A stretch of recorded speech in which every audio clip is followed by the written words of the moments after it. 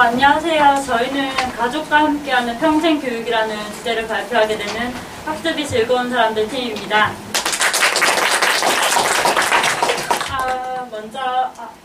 먼저 저희가 발표를 하기 전에 하나 묻고 싶은 게, 교육에 대해서 교육은 뭐라고 생각하세요?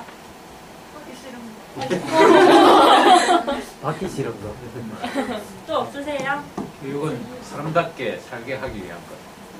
근데 저희는 사업을 추진하는 데 있어서 교육은 잠재적 자본이다라는 슬로건을 가지고 추진하려고 합니다.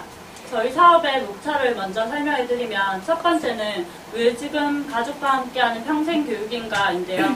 저희 사업이 왜 필요한지에 대해서 설명을 하고, 두 번째는 사업의 개략적인 큰 소개와 세 번째로 세부적인 내용을 소개하고요. 마지막으로 어떻게 추진할지에 대해서 설명하도록 하겠습니다. 첫 번째는 아까 말씀드렸듯이 왜 지금 가족과 함께하는 평생교육인가입니다. 저희는 프로그램이, 저희가 지금 가족과 함께하는 평생교육인데, 이 프로그램이 문제인식에서 비롯되었습니다. 저희 사회는 빠르게 발전을 하면서 저희가 가족조차도 경쟁적이고 빠른 것이 좋다고 생각을 해서 점차적으로 핵가족화되고 있고 개인주의가 만연되고 있습니다. 근데 이렇게 빠르게 변화하면서 사회적인 문제는 당연히 발생했습니다. 그러한 문제가 있음에도 불구하고 가족적인 부분에서는 정책적으로 너희 가족이 일이니까, 그리고 개인적인 문제니까 우리는 건들지 않겠다라는 태도를 많이 보여주고 계신데요. 그 중에서도 저희는 가족 중에서도 소외받는 한부모 가족을 선택하였습니다. 1990년 후반대로 가면서 이혼율이 굉장히 높아지는데요. 그렇게 높아지면서 한부모 가정이 많아지고, 한부모 가정은 양부모 가정보다 정서적이라든지 교육적, 문화적으로 소외된 부분이 많습니다. 현재 지금 국가에서는 제2차 건강가정 기본계획에 따라서 정책을 추진하고 있는데요. 지역적으로 경기, 서울, 경북 이런 위쪽 지방에는 지역적인 차원에서 가족을 위한 프로그램의 특색화를 만들고 잘 실현하고 있지만, 부산은 중앙정부에서 내려오는 그 기본 계획을 다시 조금 더 수정을 해서 이런 계획이 있다라는 정도로만 명시해두는 소극적 수준에 그치고 있습니다. 그리고 저희가 평생교육학과에서 나왔는데, 평생교육학문의 분야에서도 가족적인 부분은 아직도 미개척 분야라고 해서 저희가 이쪽 분야를 개척하고 싶어서 이 프로그램이 필요하다고 생각했습니다. 두 번째는 이제 사업의 개략적인 소개인데요. 타겟팅을 일단 저소득 한부모 가정으로 잡았고요. 그 저소득 한부모 가정에게 주제인 평생학습 프로그램을 제공하는 것입니다. 이런 사업의 목적은 첫 번째로는 이 사업을 통해서 저희가 저희 사업을 진행하고 사업을 알려서 국가적인 저희 부산시의 정책에도 저희 사업의 아이디어를 반영했으면 좋겠다고 생각했고요. 두 번째는 사회 내에서 저희 프로그램에 참여하는 한부모 가정, 그리고 저희 프로그램에 참여했던 가정의 그 주위분들까지도 이 프로그램을 들으면서 사회적 적응을 돕고 대처 방안을 서로 생각해 볼 수 있는 시간을 가지면 좋겠다고 생각했습니다. 그리고 세 번째는 가족 대상으로 한 특색화된 프로그램이 있는 지역으로 알려져서 부산시 자체의 행복한 이미지를 구축하는 것이 목적이고요. 네 번째는 저희 사업이 이게 저희가 가족 교실처럼 운영을 하게 됐는데, 이게 확대가 되고 지역적으로 이제 퍼지게 되면 사업의 확대가 이루어지면서 인력을 보충하고 강사를 섭외하는 등의 사업 확대로 통한 취업이 된다고 생각했습니다. 그리고 이건 지금 유동적인 부분이라서 빨리 넘어가도록 하겠습니다. 장소 및 활동 시기는, 일단 장소는 기장으로 생각을 했는데, 기장이 저희가 프로그램을 운영할 때 중구, 진구 이런 쪽으로 많이 사업이 진행되고 있고요. 기장에는 지금 가족 프로그램이 아직 하나도 없습니다. 그래서 없는 부분에 더 보충해야 하지 않느냐 생각해서 기장으로 잡았고요. 활동 시기는 3월, 4월까지는 저희가 가족 교실이기 때문에 프로그램을 제작하는데 되게 시간이 오래 걸려서 제작을 하고 5월 달부터 시행을 할 예정입니다. 다음으로 세 번째로 주요 내용, 이제 세세한 부분을 발표하도록 하겠습니다. 대상은 아까 말씀드렸듯이 저소득 한부모 가정이고요. 실시는 5월부터 할 예정입니다. 그리고 기장의 기간 연계 컨택 중이고요. 회기는 주 1회로 해서 6회 동안, 한 달 조금 넘는 시간 동안 가족교실을 운영하는 걸로 했습니다.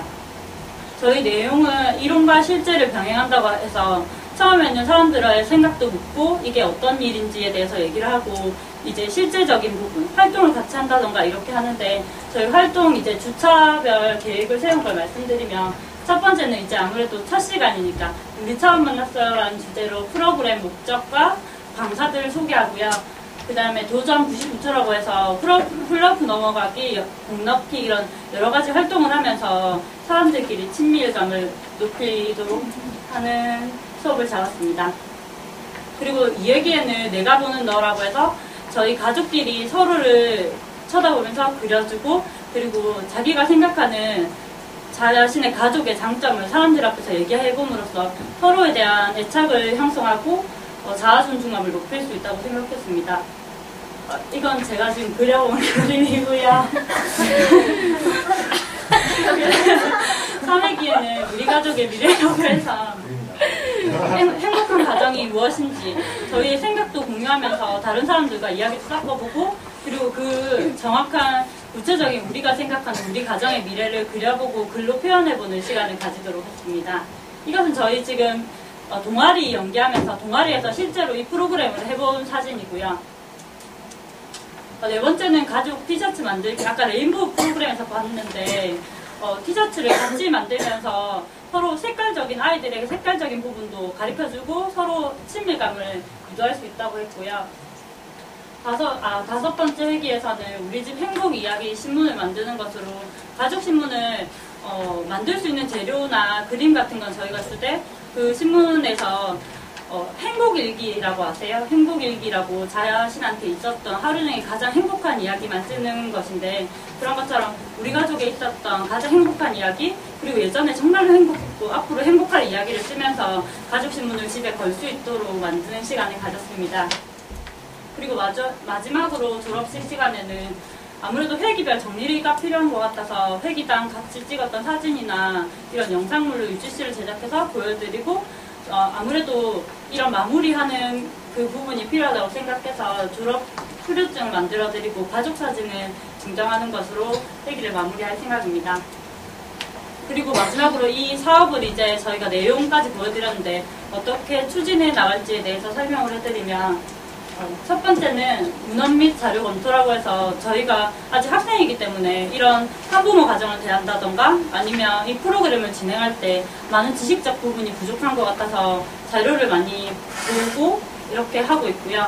두 번째는 전문가 자문이라고 해서 사업의 방향이나 운영에 관한 조언을 얻고 있습니다. 지금 첫 번째로 전문가는 이정희님이라고 학교 상담사이면서 이제 여러 상담 활동을 하고 계신 분입니다.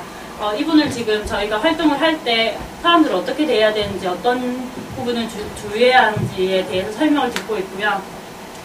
두 번째는 지금 여러 가지 지금 정책실장 센터장 하시다가 지금 저희 학과 교수님으로 계시는 한영식 교수님을 저희 프로그램에 자문을 얻어서 저희가 만들고 다시 처음에 만들고 왔을 때 너무 많이 다 막 빗줄이 내려가지고 그래서 진행해 나가면서 자문을 얻어서 붙이고 있습니다. 그리고 다음으로는 자원봉사를 활용하는 것인데요.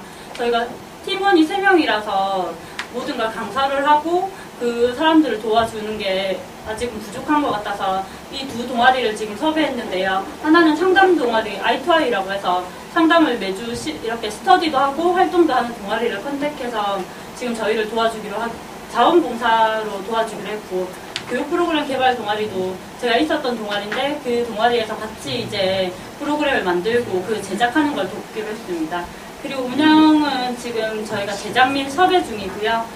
주차별 세부 계획을 통한 아직도 세부 계획이 정확하게 잡히지 않은 것 같아서 그걸 좀 더 회의하고 보충해서 운영하도록 하겠습니다. 감사합니다.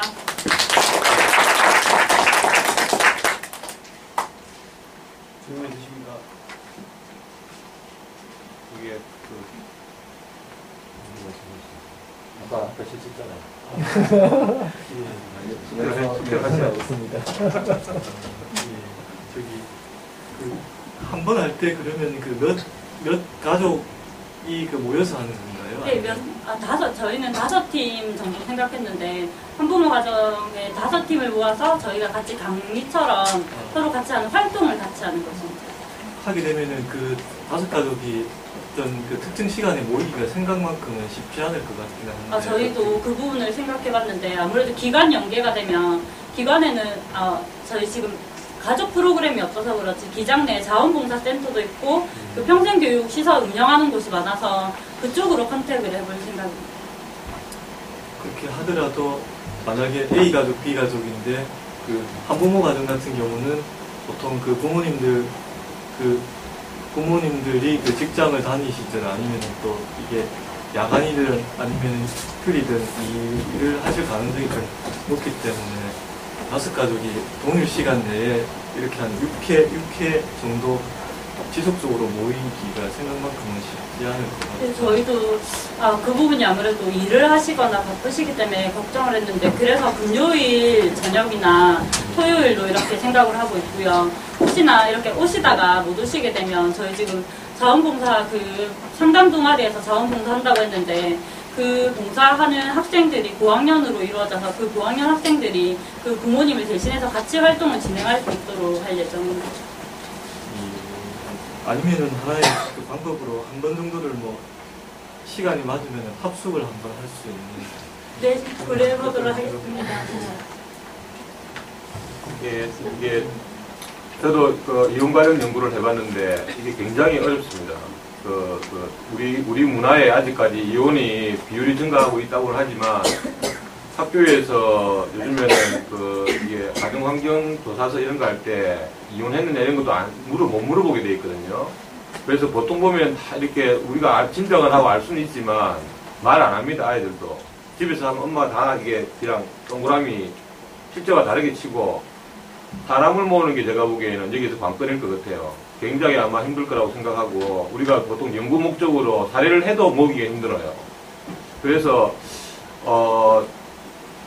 사람을 어떻게 하면 모을 수 있을까? 금방 이제 기자님도 말씀하셨지만은 그게 아마 굉장히 힘든 부분일 것 같고 더군다나 또 학생이 하는 경우 공신력 있는 기관에서 하는 경우에도 그런 사람들 모은다는 것이 쉽지 않을 텐데 학생이 이제 하는 경우에 과연 얼마나 그게 호응해줄까 이런 게 염려스럽고 보통 이제 해운대 같은 경우는 현대에 건강가정지원센터가 있잖아요. 네.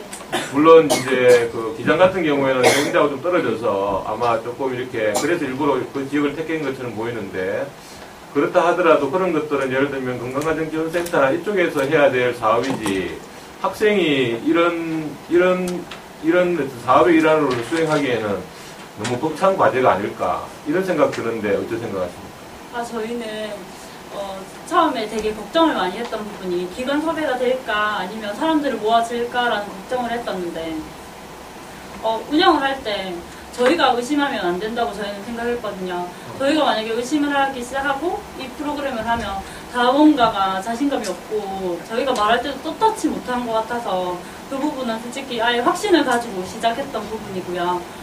저는 또 생각하는 게 그렇게 지금 대상이 모아지기 어렵듯이 사람들이 그런 걸 아직도 좀 밝히지 못하고 이렇게 하기 때문에 더 교육적 문화적으로 소외된다고 생각합니다. 그런데 그렇기 때문에 그분들에게 더 필요한 프로그램이고 그래서 더 그분들에게 알려서 꼭 참여를 일으킬 필요한 프로그램이라고 생각합니다.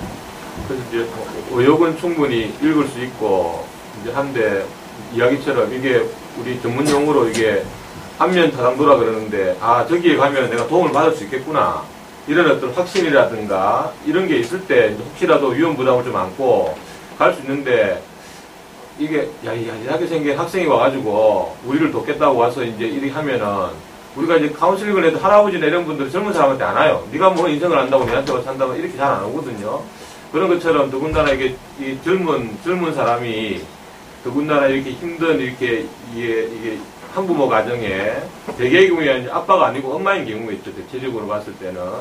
그 사람들이 와서 과연 이렇게 그 프로그램에 참여를 선뜻 할까 그런 염려가 계속해서 되거든요. 그래서 하여튼 좀 미리 만약에 선택이 되면 다른 것보다도 일단 그 작업을 하는데 에너지를 많이 쏟아야 되지 않을까 이런 생각이 들어갑니다.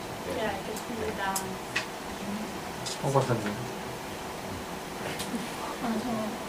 개인적으로 저도 질문드리고 싶었던 게 제가 사회복지 분야에서 일을 해봤기 때문에 가족 교육이라는 프로그램의 중요성이나 목적에 대해서는 상당히 공감하거든요.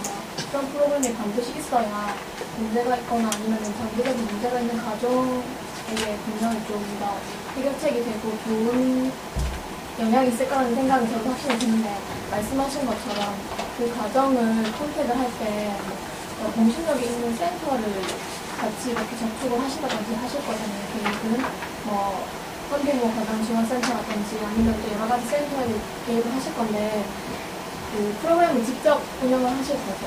네, 제가 네. 그러면은 어떻게 해요? 자격증이라든지 그런 게 저 지금 전문 상담 교사 교직하고 있고요.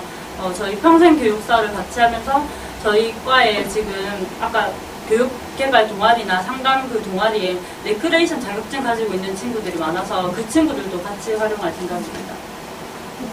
보통 아까 아시는 것처럼 한국어 가정은 보통 일을 하러 많이 하시잖아요. 부모님이. 그래서 같이 할 수 있는 시간대가 거의 없고 주기적으로 모이기 정말 힘들어요. 그래서 아예 그 가정을 방문해서 프로그램을 하는 거에 대해서는 혹시 생각이 있으신지 궁금합니다. 처음에 가정 방문해서 이걸 좀 가족교실 운영할까 생각을 했었는데 그 가정 방문이 저희는 더 이게 어렵다고 생각을 했거든요. 그분들이 가정에 오시는 걸 좀 꺼려 하시는 것 같아서 그래서 일단은 네, 의견을 감사드립니다. 공신력 센터랑 접촉을 하시면 분명히 호의적인 가족이 있을 거예요.